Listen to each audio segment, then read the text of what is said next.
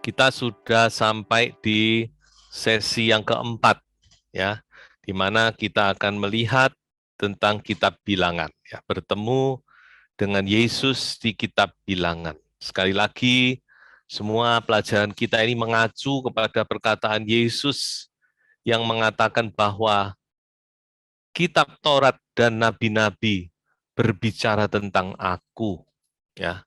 Sebab itu kita mau melihat tentang kitab bilangan, apakah benar, ya, dan di mana kita bisa berjumpa dengan Yesus di kitab bilangan, ya. Baik, saya akan mulai dengan pendahuluan dulu, ya, untuk memberikan gambaran tentang kitab bilangan. Nah, kitab bilangan ini menceritakan perjalanan bangsa Israel selama 40 tahun di padang gurun, ya. Jadi sesudah mereka mendapatkan Taurat, ya, di kaki Gunung Sinai, ya, selama kurang lebih 1 tahun mereka berkemah di situ. Mereka diajar oleh Tuhan, ya. Mereka juga menyiapkan atau membangun, ya, kemah suci, ya. Kurang lebih setahun mereka ada di kaki Gunung Sinai dan Tuhan eh, di dalam kitab bilangan ini berkata berangkat, ya, berangkat ke tanah Kanaan, ya, tiba waktunya kamu harus menduduki tanah itu, ya. Dan kita tahu di dalam bilangan pasal 13 dan 14 dikatakan bagaimana mereka menolak, ya, mereka menolak tanah Kanaan itu karena mereka tidak mau percaya. Akhirnya, ya, sesuai dengan apa yang mereka katakan sendiri, maka mereka harus mengembara selama 40 tahun. Makanya kitab bilangan ini mencatat pengembaraan bangsa Israel. Ya, jadi itu disebut juga sebagai kitab pengembaraan, ya, Book of Wandering. Ya, mereka berputar-putar di padang gurun selama 40 tahun sampai generasi itu mati semua kecuali Yosua dan Kaleb. Ya, sudah bisa bayangkan, ya, berapa banyak yang mati itu. Ya, saudara-saudara. Karena pasukan mereka aja nanti kita akan lihat jumlahnya sudah sekian banyak, ya. Itu yang pertama.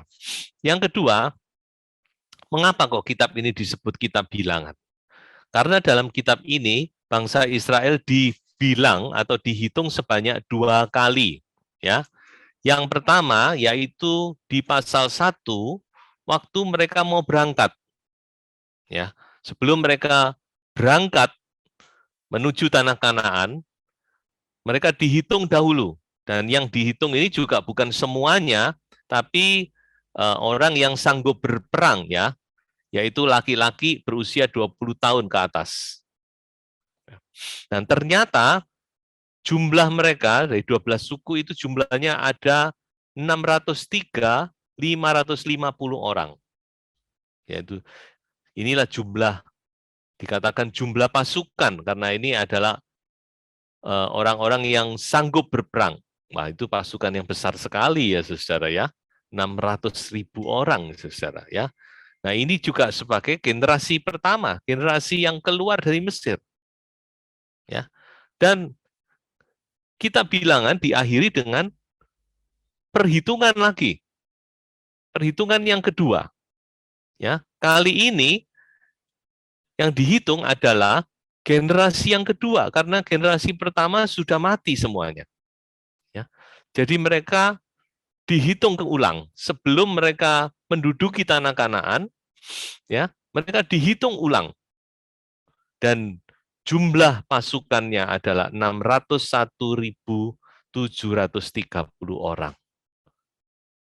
Nah, saudara, kalau saudara perhatikan jumlah ini, ya, dan saudara mau merenung sejenak, ini sebenarnya tidak wajar. Mengapa saya katakan tidak wajar?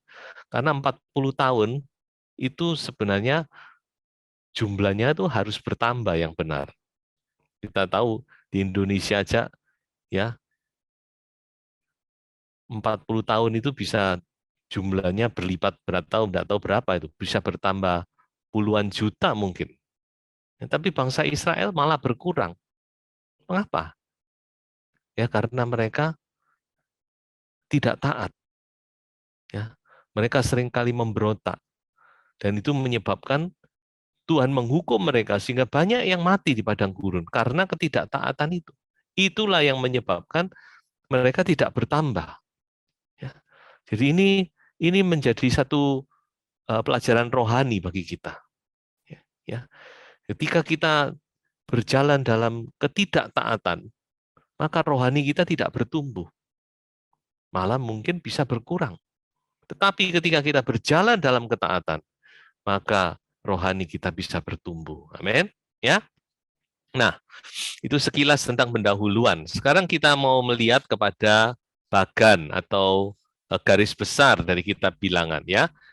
Kitab Bilangan ini terdiri dari 36 pasal dan dibagi menjadi 4 bagian. Yang pertama yaitu pasal 1 sampai pasal 10 itu tentang persiapan, yaitu bagaimana persiapan mereka sebelum mereka berangkat dari Gunung Sinai. Ya, jadi di situ disebutkan mereka dihitung, ya tadi sudah kita lihat di pasal 1, kemudian mereka diberikan peraturan-peraturan bagaimana nanti susunannya, kalau kita berangkat siapa yang dahulu, kalau kita berkemah nanti siapa, tempatnya di mana, itu harus dihitung, saudara. Ya, maaf, harus diatur. Kalau tidak, sekian banyak orang pasti akan semrawut, ya. Nah, bagian 2 yaitu pasal 10 sampai 14 itu menceritakan first approach. First approach itu artinya eh, pendekatan yang pertama, ya. Pendekatan yang pertama. Jadi di sini diceritakan bagaimana mereka, ya, dihantar oleh Tuhan sampai ke pintu gerbang Kanaan yang namanya Kades Barnea. Itu adalah daerah di sebelah selatan dari Kanaan. Ya. Dan mereka sudah siap untuk masuk. Ya, seandainya waktu itu mereka percaya dan taat kepada firman Tuhan, wah, mereka sudah langsung masuk menduduki Kanaan, saudara-saudara. Tapi sekali lagi, ya, sejarah mencatat bahwa mereka tidak percaya dan tidak taat sehingga sebagai hukuman mereka harus mengembara selama 40 tahun, ya. Nah, inilah kisah pengembaraan itu bagian 3 yaitu pasal 15 sampai pasal 21. Di situ diceritakan bagaimana, ya, mereka mengembara selama 40 tahun hingga generasi yang pertama yaitu generasi yang keluar dari Mesir itu semua binasa, ya, kecuali tadi saya katakan Yosua dan Kaleb, cuma 2 orang, sudah bayangkan, ya, sekian banyak orang hanya 2 orang yang bertahan, ya. Dan dalam kisah pengembaraan ini kita tahu akhirnya mereka tiba di padang gurun Moab. Di mana padang gurun Moab itu nanti kita akan lihat sedikit, ya. Dan mereka tinggal di situ, ya, sebelum mereka masuk ke tanah Kanaan. Nanti kita mempelajari tentang kitab Ulangan, itu posisi mereka ada di padang gurun Moab, ya. Dan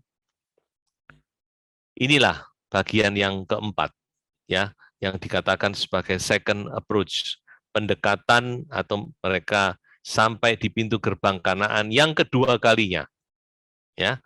Dan mereka mengadakan persiapan untuk masuk Kanaan. Kali ini generasinya sudah berganti, saudara, ya, sudah berganti kepada generasi anak, generasi yang kedua, ya. Dan di dalam bagian ini ada 2 peristiwa penting yang patut kita catat karena seringkali dicatat atau diulang di dalam Alkitab. Yang pertama adalah kasus Bileam, ya, kasus Bileam, ya. Nama Bileam itu beberapa kali muncul, bahkan sampai di kitab Wahyu masih disebut nama dari Bileam ini.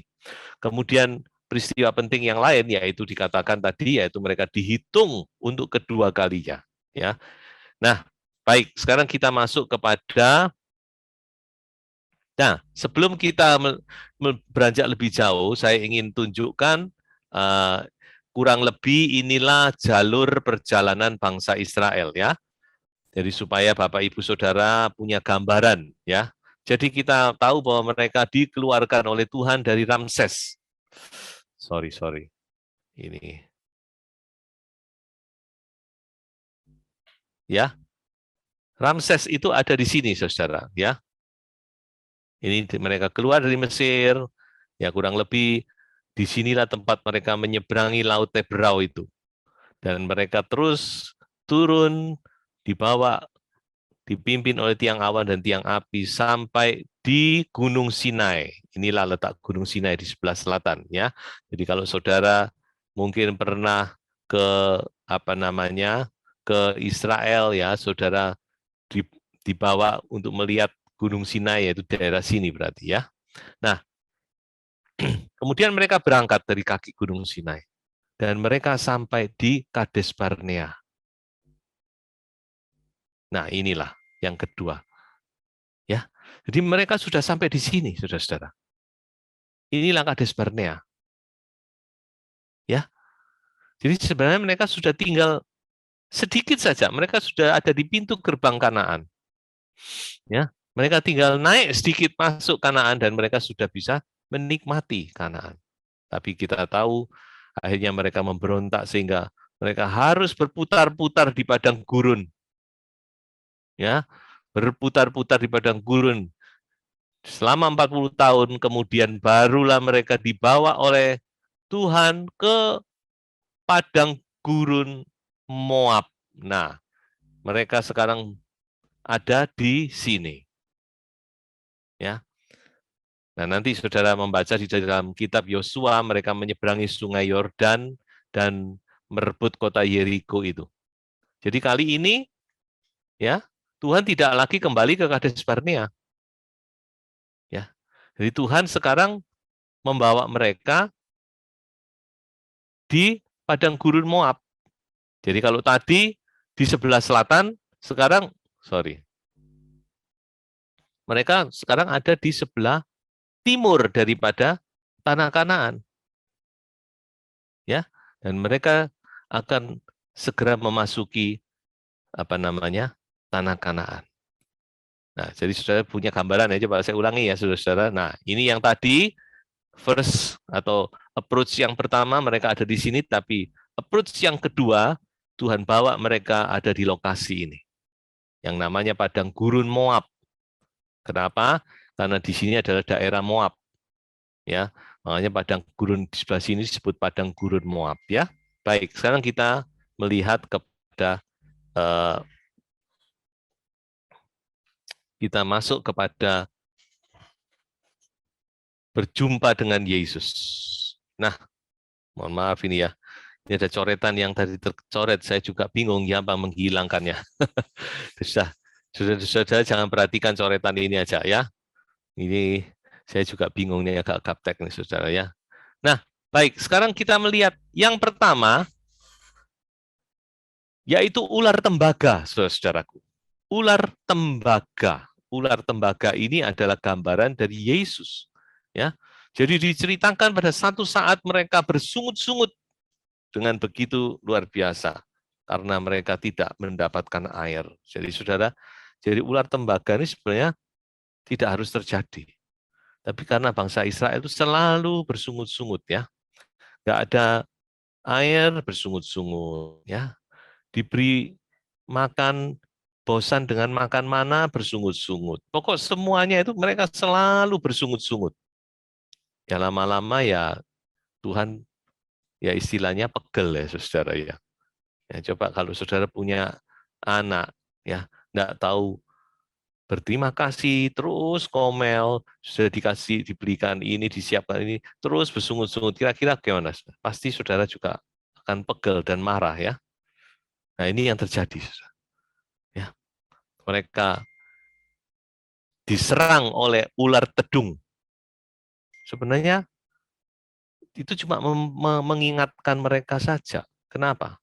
Sebenarnya ular tedung itu kalau di padang pasir itu di mana-mana ada, saudara. Ya, di mana-mana. Cuma selama ini kan Tuhan lindungi mereka. Ya, Tuhan lindungi, tapi mereka tidak mengerti. Ya, mereka tidak sadar bahwa selama ini mengapa mereka aman? Karena itu perlindungan Tuhan. Tuhan memagari mereka. Nah, ketika Tuhan angkat pagar itu, ular tedungnya keluar semua, saudara. Sehingga banyak orang yang mati. Nah, disitulah, saudara, Musa kembali berdoa kepada Tuhan, mohon pengampunan, mohon belas kasihan Tuhan. Akhirnya Tuhan berkata, oke, sekarang kamu buat ular-ularan dari tembaga, ya, dan kamu gantungkan itu pada sebuah tiang, ya. Nah, kalau ada orang yang tergigit oleh ular tedung dan mereka melihat ular, suruh mereka lihat ini ular tembaga, nanti mereka akan sembuh, mereka tidak mati. Ya, saudara, itulah yang terjadi saat itu. Lalu, gambaran siapa ular tedung? Kita melihat sekarang bagaimana Tuhan Yesus sendiri mengartikan itu. Di dalam Yohanes pasal 3, ayat 14 dan 15. Dan sama seperti Musa meninggikan ular di padang gurun, demikian juga anak manusia harus ditinggikan, supaya setiap orang yang percaya kepadanya beroleh hidup yang kekal. Haleluya. Jadi Tuhan Yesus sendiri memberikan arti. Bicara apa ular tedung itu? Tidak lain bicara tentang dirinya yang harus ditinggikan, yaitu disalib. Disalib, coba sudah lihat gambar tadi ini. Ini kan gambar salib nih sebenarnya. Seperti salib kan? Ya. Itulah gambaran Yesus. Sehingga setiap orang yang digigit oleh bisa ular, ular itu bicara tentang iblis, bisa itu bicara tentang dosa, sengat maut itu. Dikatakan oleh Korintus, sengat maut, dosa itu. Ketika menggigit manusia, ya, dan manusia bisa memandang kepada Yesus, percaya kepada Yesus, maka dia akan selamat. Ya, puji Tuhan ya saudara, ada jalan keluar, ada keselamatan bagi orang yang mau percaya, mau memandang kepada ular tembaga itu. Nah sekarang kita mau lebih jauh merenungkan, mengapa kok digambarkan sebagai ular? Gitu. Dan kita tahu ular itu konotasinya dari iblis. Ya, sampai sekarang ular itu yang binatang yang menjijikkan ya, saudara.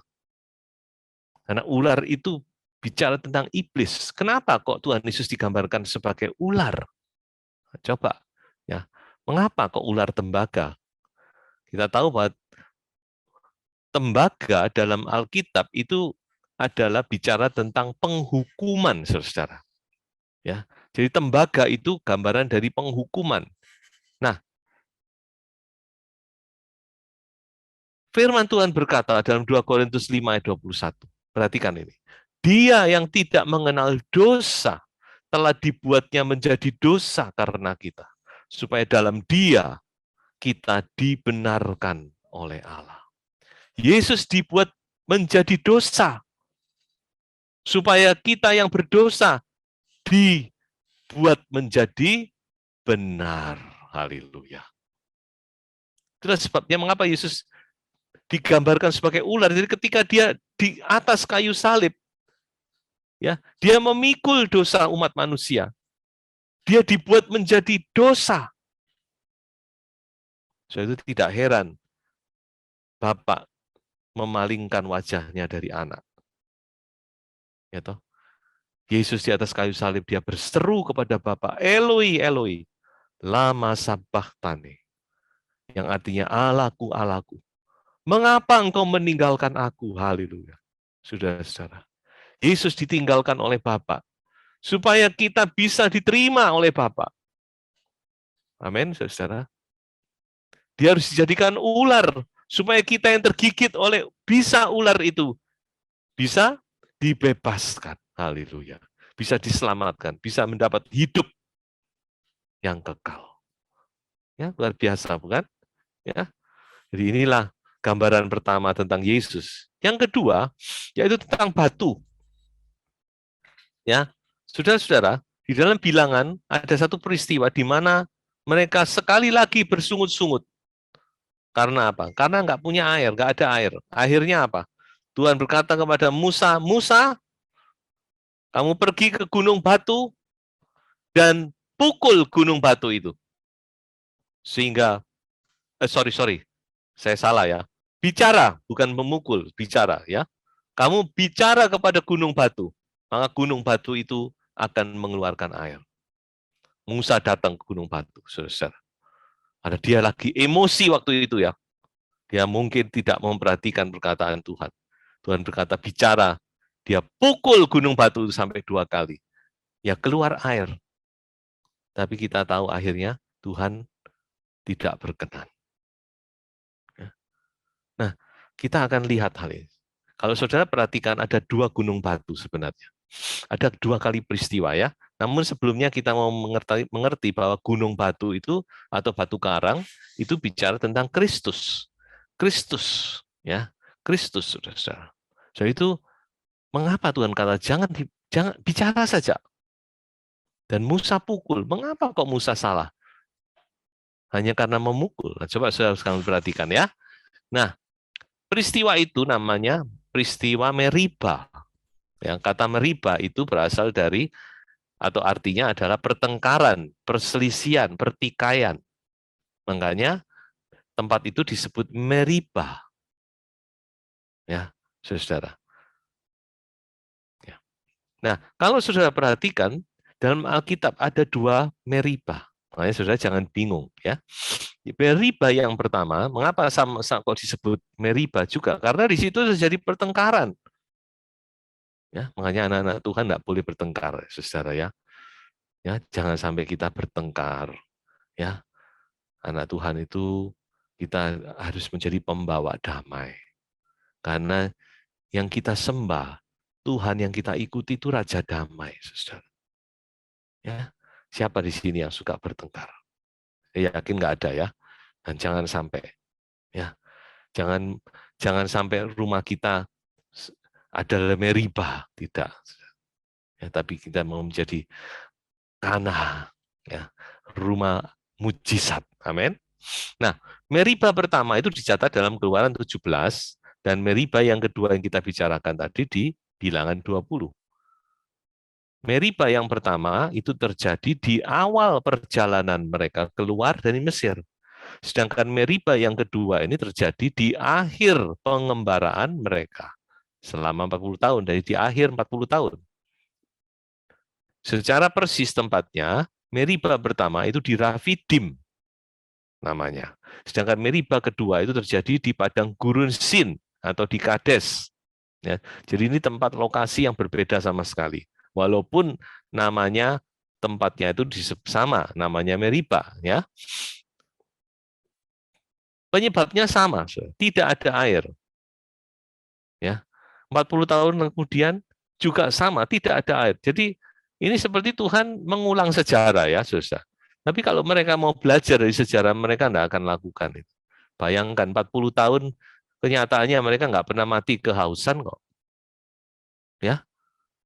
Jadi kan sudah pemeliharaan Tuhan 40 tahun, Saudara. Tapi tidak tahu kenapa kok waktu itu mereka tidak mengingat hal ini ya. Mereka kembali marah-marah bertengkar dengan Musa. Kejadian yang sama terjadi, makanya ada istilah sejarah terulang lagi ya. Ya ini sejarah terulang lagi ini, Saudara. Mereka bertengkar lagi. Sorry. Nah, perintah Tuhan lain.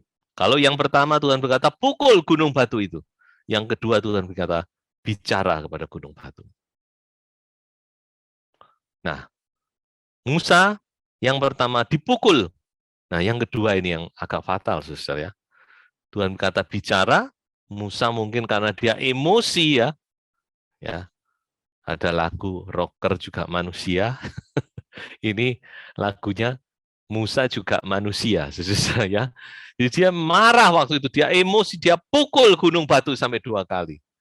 Keluar air, sama, hasilnya sama. Tapi, nah, kalau Meriba pertama Tuhan berkenan, Meriba kedua Tuhan marah kepada Musa dan Harun, dan Tuhan berkata, kamu berdua tidak akan masuk ke Kanaan. Kasihan ya. Ya, ya. Saudara-saudara, memang ini resiko jadi pemimpin itu memang tidak gampang, saudara ya. Saya itu doakan, ya, dukung pemimpin, dukung hamba-hamba Tuhan, dukung saudara-saudara kami ya sebagai kepala Tuhan, tolong supaya kami bisa lakukan yang baik bagi saudara semua ya. Oke, nah, sekarang kita mau lihat ya, mengapa kok Tuhan marah? Oh, cuma dipukul kok Tuhan marah. Kenapa sih Tuhan? Apa bedanya? Yang penting kan keluar air. Oh tidak, saudara.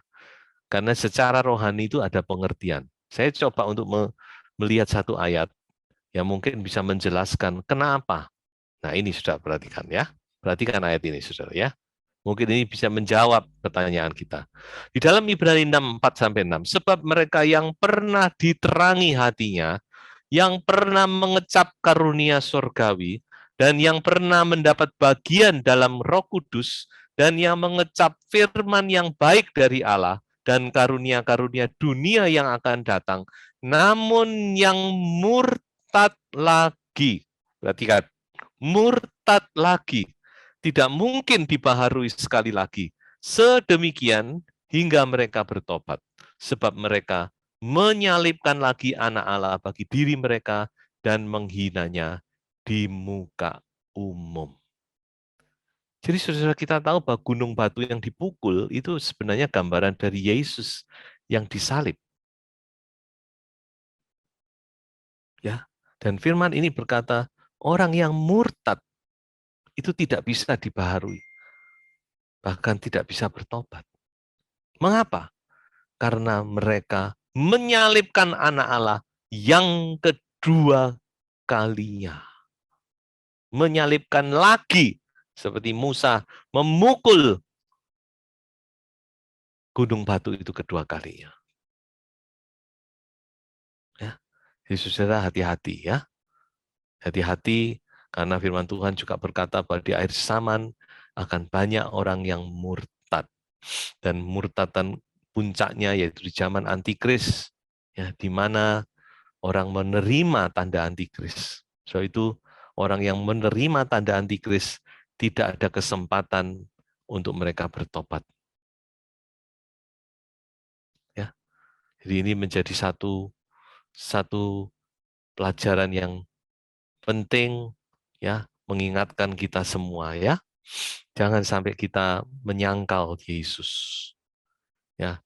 Saya masih ingat seringkali Bapak Pendeta Ahamande ya, selalu semboyannya satu, sekali Yesus, tetap Yesus. Sampai kapanpun tetap Yesus. Ya, saudara-saudara pegang itu. Sekali Yesus, tetap Yesus. Ya, oke. Sekarang yang ketiga. Yang ketiga, yaitu bintang Yakub. Kita tahu, saudara, tadi sudah saya sentil bahwa di saat mereka berkemah di padang gurun Moab, ada satu peristiwa yang terjadi yang dicatat dalam Alkitab cukup panjang, beberapa pasal di situ, yaitu bagaimana Raja Moab mengupah Nabi Bileam untuk mengutuk bangsa Israel. Ya, tapi Tuhan mengubah kutuk itu menjadi berkat. Ya, Bileam bukan mengutuk, tapi memberkati. Memberkati, saudara, memberkati. Ya. Nah, dan salah satu berkat daripada Bileam yaitu di ayat ini. Dia berkata, "Aku melihat dia." Melihat dia. Siapa dia itu? Nah, tidak tahu. Tetapi bukan sekarang. Aku memandang dia, tetapi bukan dari dekat. Bintang terbit dari Yakub. Nah, ini, bintang terbit dari Yakub. Tongkat kerajaan timbul dari Israel dan meremukkan pelipis-pelipis Moab dan menghancurkan semua anak Set. Wah, kagetnya setengah mati ini Raja Balak, saudara. Wah, mau tak suruh ngutuk kok tambah aku yang dikutuk. Gitu, pelipis-pelipis Moab dihancurkan dan seterusnya. Mengapa kok Bileam ini memberkati bangsa ini? Coba kita lihat.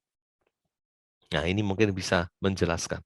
Karena ketika dilihat dari atas, saudara-saudara, formasi dari bangsa Israel ini membentuk salib. Ini gambar ini sudah pernah saya keluarkan beberapa kali ya dalam khotbah. Ya, saudara bisa lihat. Ternyata mereka diatur sedemikian rupa jumlahnya sehingga ada formasi salib yang terbentuk di situ. Makanya bagi Tuhan, bagi Allah, ya, kalau kita pakai drone waktu itu, saudara ya, ini yang kita lihat. Allah tidak mungkin akan akan mengutuk bangsa ini karena salib. Allah melihat salib, makanya kutuk diubah menjadi berkat. Kalau ada salib dalam hidup kita, ada Yesus dalam hidup kita, saudara, yang datang atas kita adalah berkat. Betul.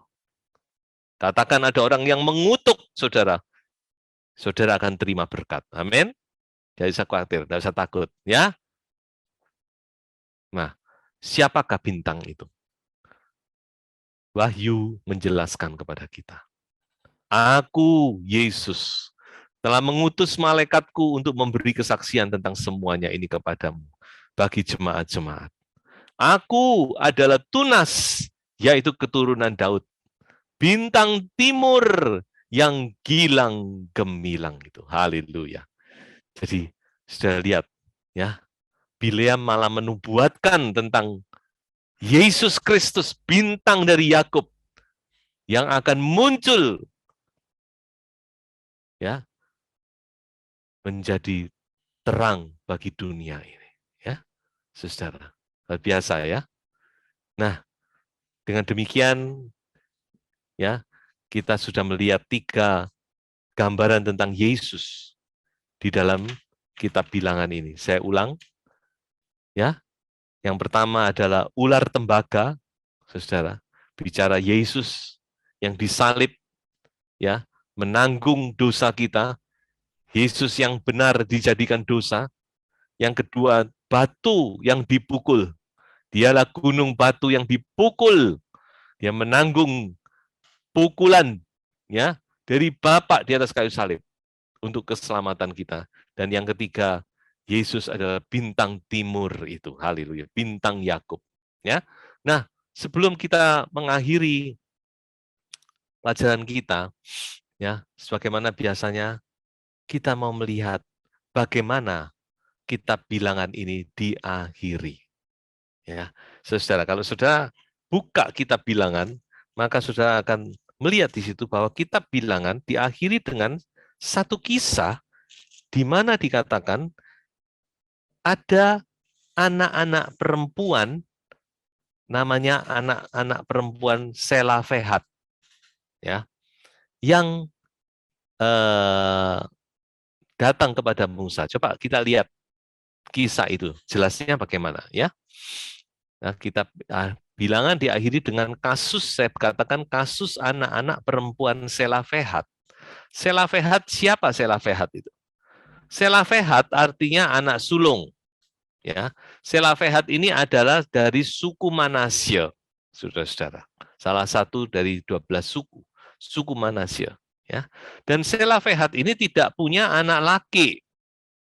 Ya, anaknya 5, semua anak perempuan, saudaraku. Ya, nah, ketika pembagian tanah, saudara-saudara, maka belum pembagian tanah nanti akan kita baca di kitab Yosua, tapi ini kan sudah artinya sudah persiapan, kan? Ya. Maka mereka bingung, lalu bagaimana nanti? Apakah karena kami anak perempuan, kami nantinya tidak akan mendapat hak waris? Ya. Maka di Bilangan 27 mereka datang kepada Musa. Bagaimana Bapak Musa? Bagaimana nanti kalau pembagian tanah? Apakah berarti kami tidak mendapat hak? Karena kami kan cewek semua. Maka Musa datang kepada Tuhan. Dan Tuhan memberi jawaban. Katakan kepada mereka bahwa anak perempuan juga punya hak waris yang sama dengan anak laki-laki. Ya. Jadi ini sebenarnya peraturan Tuhan. Ya. Dan sekarang banyak orang atau banyak suku, ya, masih berpendapat begitu. Kalau wanita itu nggak dapat bagian. Yang dapat bagian cuma anak lelaki. Tapi kalau kita mengacu kepada Alkitab, saudara, Alkitab tidak begitu. Sama, wanita dan laki sama, nggak boleh dibedakan. Anak perempuan juga memiliki hak waris yang sama dengan anak laki-laki. Oke, berarti sudah selesai problemnya. Ya, tapi dengan berjalannya waktu, maka timbul sebuah pemikiran lagi. Nah, pemikiran itu begini. Bagaimana kalau mereka menikah dengan suku lain? Misalkan, ya, ada salah satu anak daripada Selafehat ini yang namanya Tirsa. Ya, Tirsa. Bagaimana kalau Tirsa menikah dengan katakanlah siapalah Yusuf misalkan. Lalu Yusuf ini dari suku yang lain. Kita tahu bahwa mereka itu punya peraturan namanya tahun Yobel. Pada waktu tahun Yobel, maka ya mereka harus kembali ke tanah-tanah itu harus dikembalikan kepada sukunya masing-masing. Nah, berarti kalau waktu itu mereka menikah dengan suku, misalkan suku Yehuda, katakanlah ya, suaminya suku Yehuda, wah nanti berarti tanahnya nanti jadi miliknya suku Yehuda. Nah, ya toh, muncul problem ini. Mereka baru terpikir, lalu bagaimana caranya? Nah, maka kembali Musa bertanya kepada Tuhan, maka jawaban Tuhan adalah begini. Nah, jawabannya, jalan keluarnya adalah mereka harus menikah dengan pria dalam pria satu suku, ya, satu suku, tidak boleh ke suku lain. Kalau sudah gitu tidak ada problem, ya. Katakanlah tahun Yobel tanah itu tetap, ya, menjadi miliknya suku Manasye karena Tuhan berkata haknya masing-masing suku itu tidak boleh berubah, nggak boleh dipindah ke suku lain, nggak boleh. Tuhan akan apa namanya itu pembagian tanah itu sudah ditentukan oleh Tuhan, nggak boleh pindah hak, nggak boleh.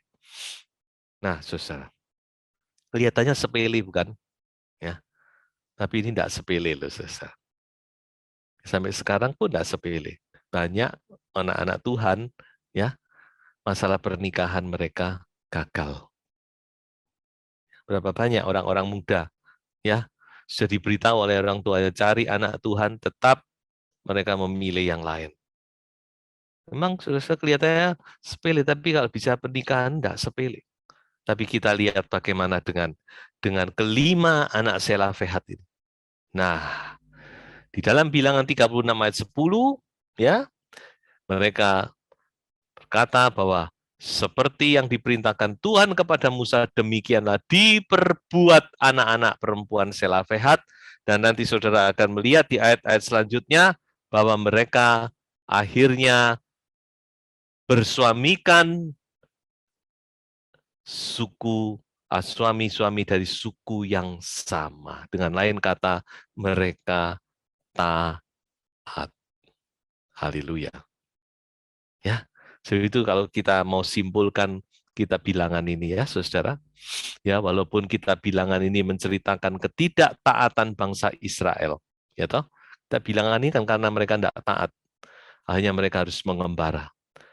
Ya, selama 40 tahun mereka harus berputar-putar di padang gurun. Tapi, saudara, haleluya, Tuhan Yesus baik.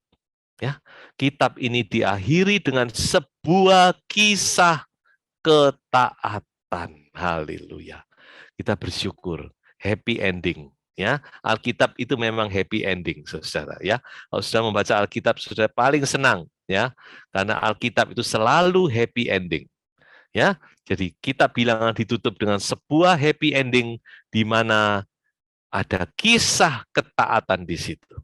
Ya, sebab itu sebagai kalimat terakhir saya katakan, mari ya kita juga mau mengakhiri hidup kita dengan happy ending, yaitu kita mau menjadi anak-anak Tuhan yang taat.